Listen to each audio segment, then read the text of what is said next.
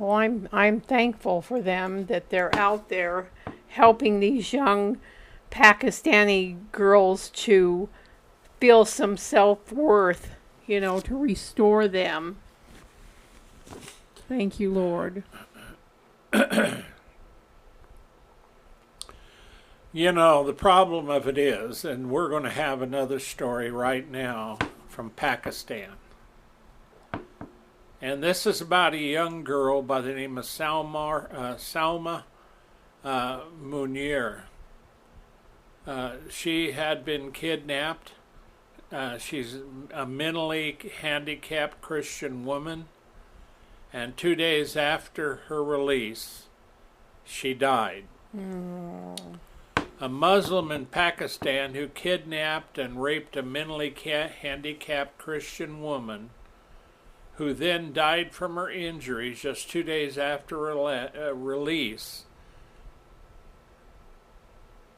Now that's the Muslim now that is pressuring her family to drop the charges.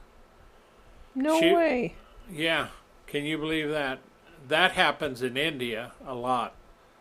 Well, the Christians, when that can even be killed, kidnapped, or whatever in India, and they will try to drop the charges. So,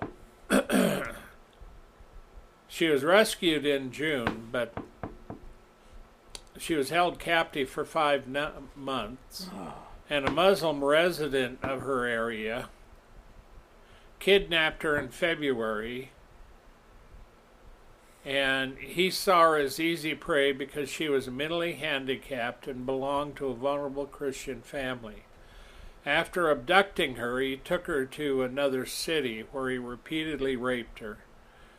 And then he sold this young lady to a brothel owner for 50,000 rupees, which is equal to $179. And the owner later returned her to Khatri, who sold her to another brothel. Man, can you imagine that? That is horrible. When she disappeared in February, family tried to get police to register a case, but police showed no interest in finding her.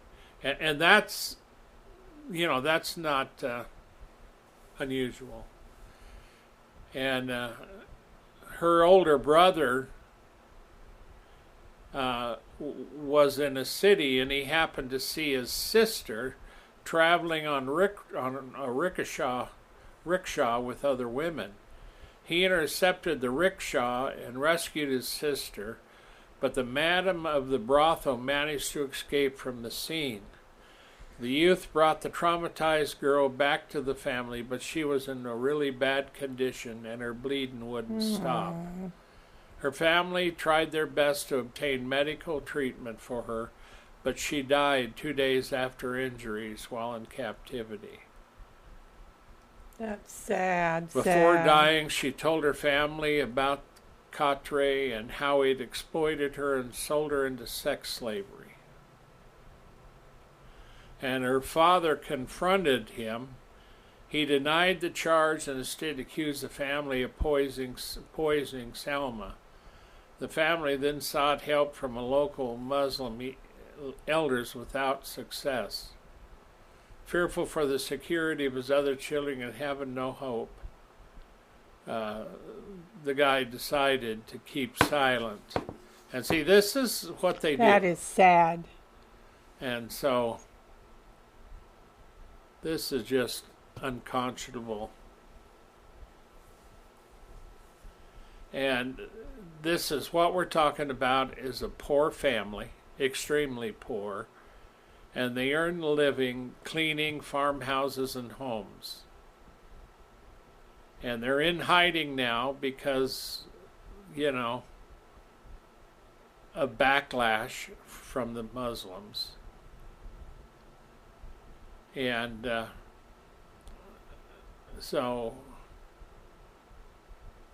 this is just... That's terrible. Now this one has...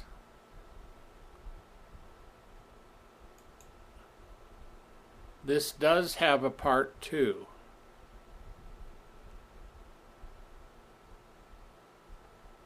So we can read that later. So we're done with that, and it's time for Europe. Okay. Be sure to get your copy of The Rising, a Christian fiction thriller by the Watchman Dana G. Smith, a story of personal survival, the struggle of a nation, and the love of two people set amidst the prophetic landscape of perilous times. The Rising is a story of deliverance, faith, power, and the inner struggle within as an evil engulfs all those who face it. I pray not that thou should take them out of the world, but thou should keep them from the evil. And that's Jesus speaking to the Father in John chapter 17, verse 15. So check out The Rising, and you can get your copy on Amazon, Barnes & Noble, Books A Million, Ingram, Walmart, Angus & Robertson, and The Rising ebook can be found on Google Play.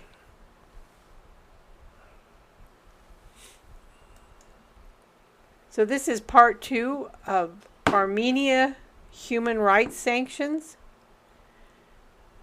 So ICC's investigation focused on POWs who were imprisoned during the 2020 Nagorno-Karabakh War.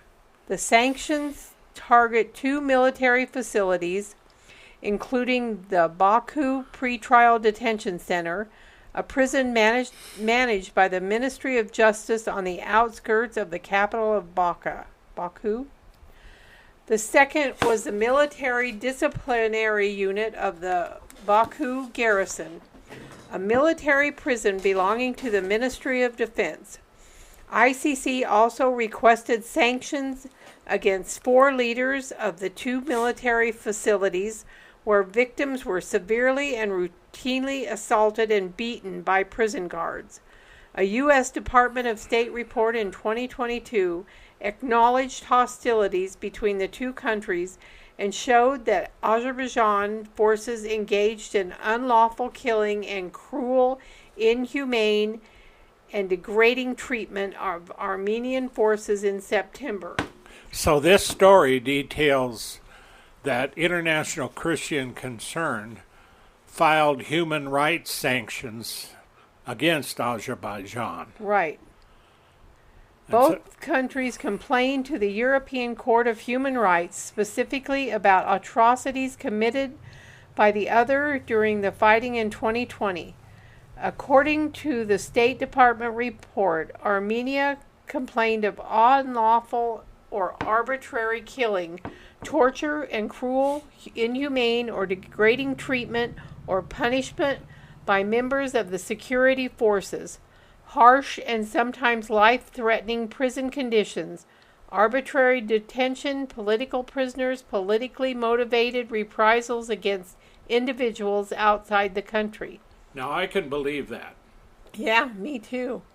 The United States Commission for International Religious Freedom, the USCRIF, added Azerbaijan to its 2024 countries of particular concern recommendations, the most serious violators of religious freedom. USCIRF documented a significant and alarming increase in the number of prisoners arrested on the basis of religion or belief in Azerbaijan in the year. The USCIRF Commissioner Stephen Shinek said at the launch event of the Commission's annual report. In addition, authorities are regularly accused of torturing and threatening sexual violence to elicit false confessions from detainees, with those perpetrating such violence facing no accountability. The State Department, however, only included Azerbaijan on its lesser special watch list. Isn't that terrible? Well, it is. Only the lesser special watch list? Yeah.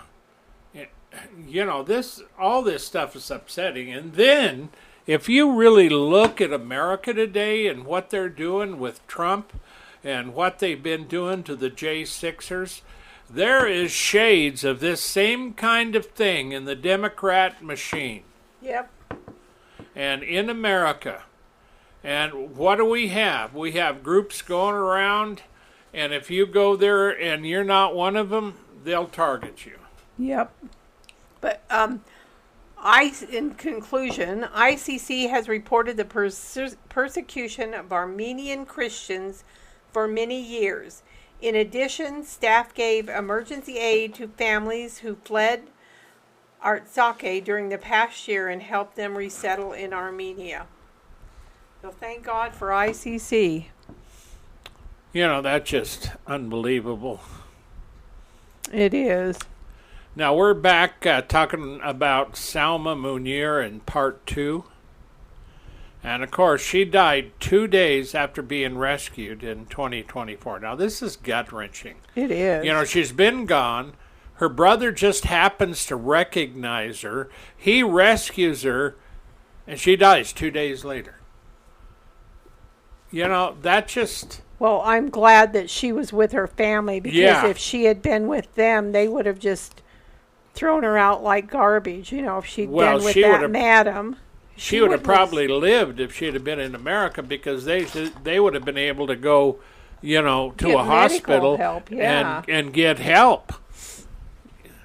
When her father, Munir, confronted Khatri,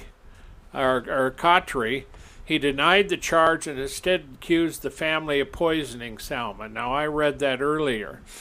The family sought help, and that didn't do any good. Fearful for the security of his other children and having no hope of justice, he chose to keep silent and buried Salma quietly. Now, see, this just irritates me to death. Me too. Because, you know, there's no justice, but there will be justice. Make sure the Lord will hold them accountable. And so here they are, burying them quietly. They don't want anybody to know, because they have to bury it and put it under. It just... And so, an emboldened Khatri, 20 days later, stopped Salma Munir's younger sister. That just got to be the top of arrogance. Yeah. Nisha Munir in the street as she was going to work and tried to kidnap her, he said. When she resisted, he threatened her that she would suffer the same fate as her sister if she did not surrender to his sexual demands. When a terrified Nisha told her family about Khatari's action, Masa, that's the father, decided that in order to save his younger daughter, he must get Khatri punished for his crimes. And Masa contacted Kotar for help, and with his support, again made efforts to register a first information report again, but the police again failed to cooperate, which that's the way it is. It happens in India like that and other places. Now, another group of police finally did register a first, report on this and arrested him, and he got a lawyer and to help the impoverished family get justice. I hope they do get justice. So the first information includes charges for selling a person for prostitution, punishable by up to 25 years in prison, buying a person for prostitution, punishable by up to 25 years in prison. Oh man, the charges are all over the place. Though the accused is now in custody, his family and friends are now threatening Munir and the family to reach a settlement with them. The security of the family is of utmost importance due to the sensitivity, so we have relocated them. That's good. And Salma Munir's body was exhumed for forensic tests,